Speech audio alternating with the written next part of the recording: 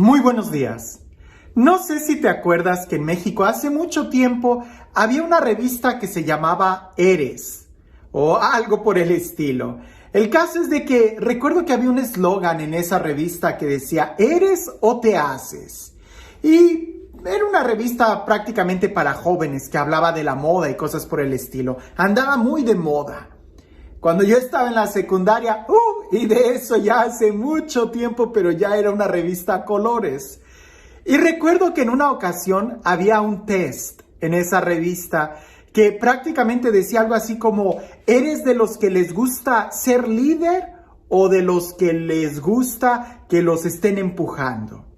Y había muchas preguntas que, por ejemplo, cuando vas en el supermercado, ¿estás empujando el carrito o tú eres el que lo está jalando? Y cosas por el estilo, para que al fin y al cabo, una revista de adolescentes te dijera algunos tips de cómo mejorar tu vida y ser un líder en lugar de ser de los acarreados.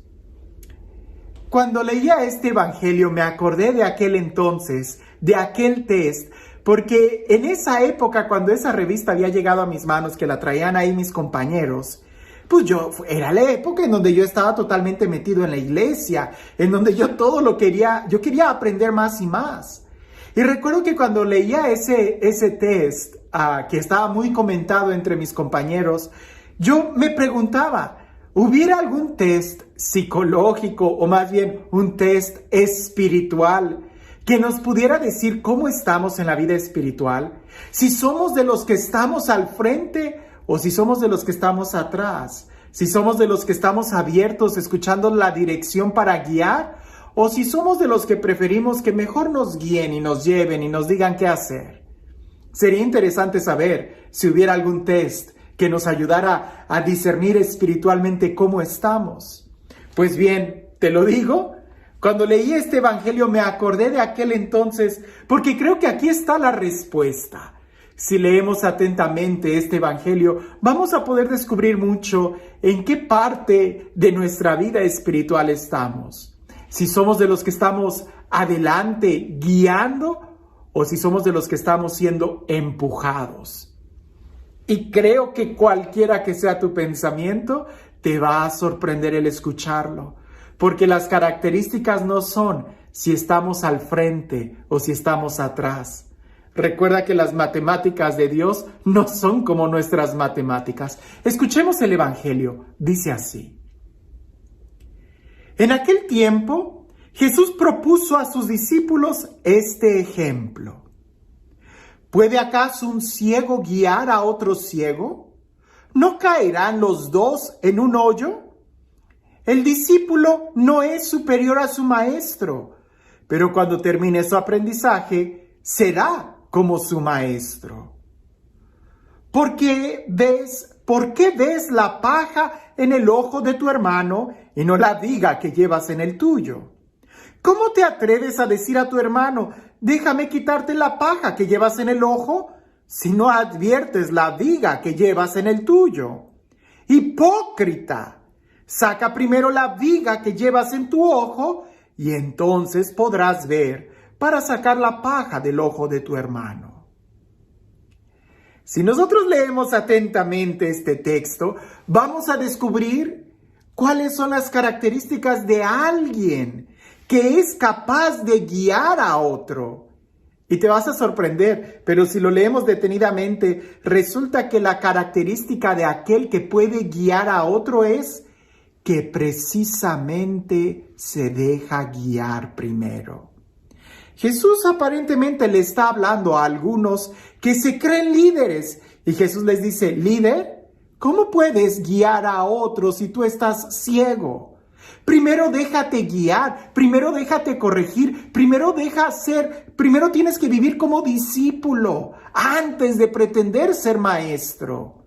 Si nosotros hacemos las preguntas, ¿eres de los que empujas o de los que te empujan, de los que guías o de los que te dejan guiar o de los que te están guiando?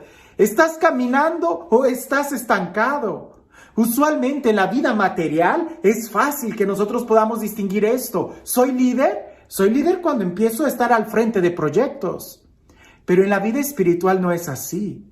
El que es verdaderamente líder es el que primero aprende, el que primero es discípulo, el que primero deja que le quiten la paja de su ojo. Y con esa actitud es cuando entonces podremos ayudar a otros, no por estar al frente de un proyecto, sino porque estamos dando testimonio. Entonces, aquí los test no aplican. No hay preguntas que nos puedan ayudar a poder distinguir si somos líderes o no, si estamos guiando a otros o no. Más bien la única pregunta que se nos puede hacer es, ¿eres capaz de ver?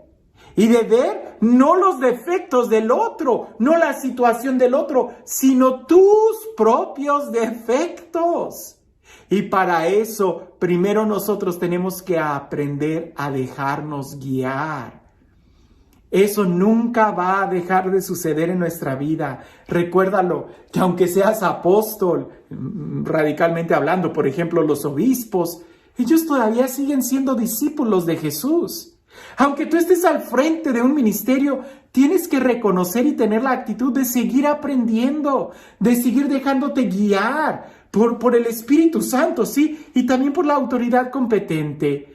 En el momento que tú creas que ya te las sabes todas, y como dicen por ahí, que mis pistolas son las únicas que disparan aquí, pues entonces ya perdiste.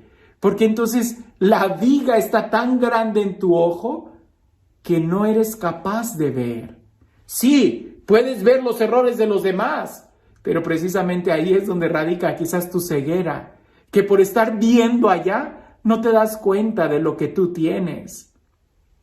Aquí en Estados Unidos hay un refrán que dice que el pasto de la casa del vecino siempre está más verde que el tuyo.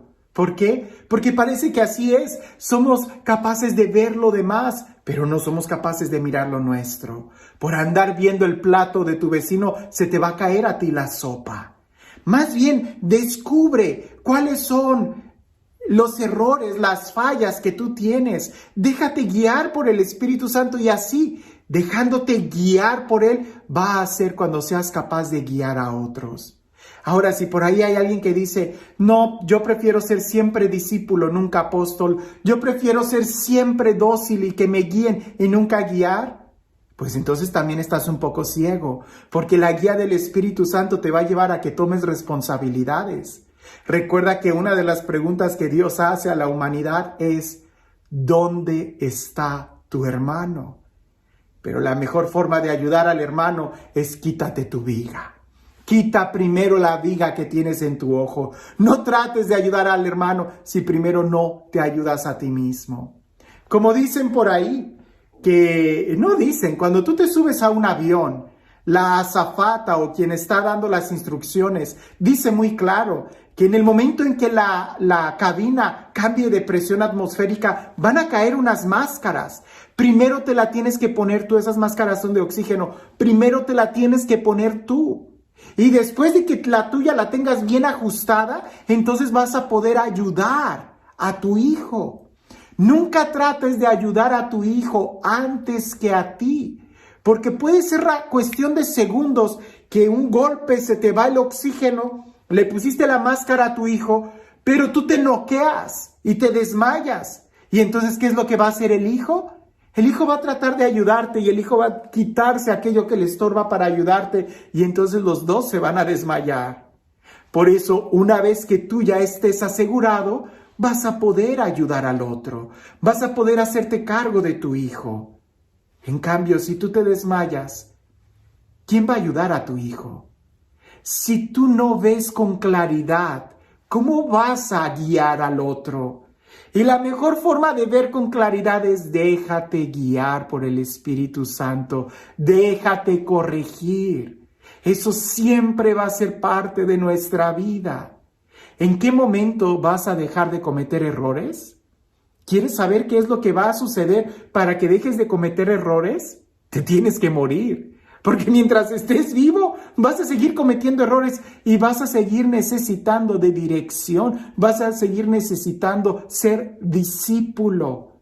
Aunque seas apóstol, no dejas de ser discípulo, de estar a los pies, de aprender del Maestro, de recibir la guía del Maestro, y así, con tu propio testimonio, será cuando podremos ayudar a los demás.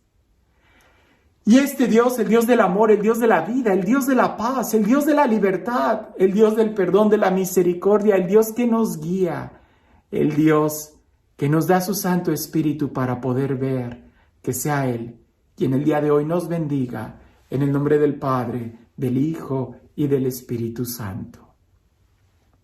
Cuentan por ahí que en un monasterio, donde hay muchos monjes viviendo juntos, en una época pasada, se respiraba mucha paz en ese monasterio. Se sentía la presencia de Dios muy fuerte ahí entre los hermanos y ese monasterio gozaba de mucha fama. Hasta que llegó el día en donde parecía que era todo lo contrario. Empezaba a ser un ambiente muy hostil, se peleaban unos a otros, veían los defectos, todo mundo cometía errores, ya nadie vivía una vida angelical. Hasta que el abad, el superior, decidió ir a visitar otro monasterio y hablar con otro abad. Y fue tan humilde y le dijo: Padre abad, necesito su ayuda. ¿Qué hago con mis monjes? Porque ya no se respira un ambiente de paz. Y aquel abad le dijo: diles que entre ellos está el Mesías disfrazado. Y aquel abad le dijo: pero ¿cómo es eso?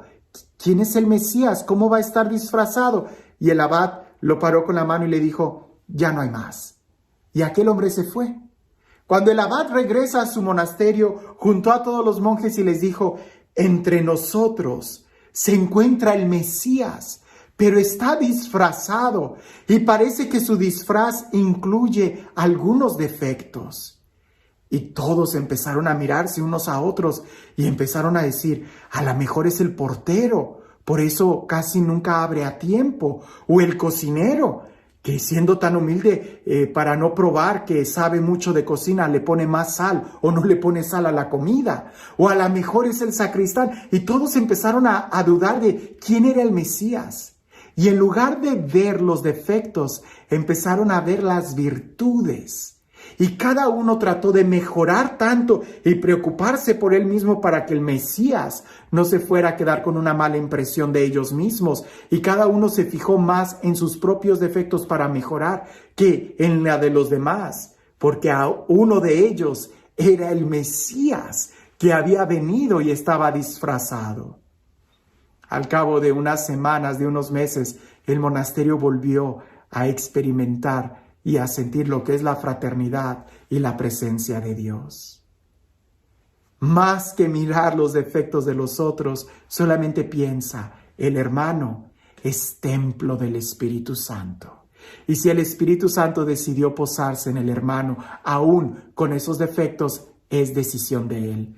Pero yo no voy a dejar que el Espíritu Santo llegue a mi vida si yo no cuido mi vida, si yo no la limpio.